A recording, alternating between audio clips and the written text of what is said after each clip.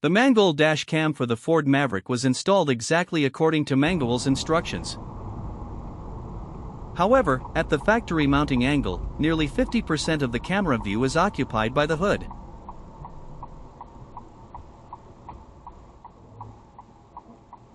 As a result, traffic lights move completely out of frame while driving through intersections.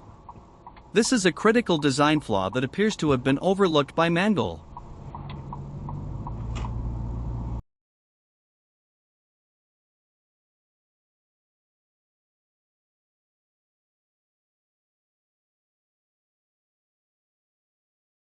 To correct the problem, I 3D printed a shim that properly angles the dashcam upward. This adjustment fixes the viewing angle issue and keeps traffic lights visible while driving through intersections. This sample video demonstrates the proper camera alignment after installing the shim.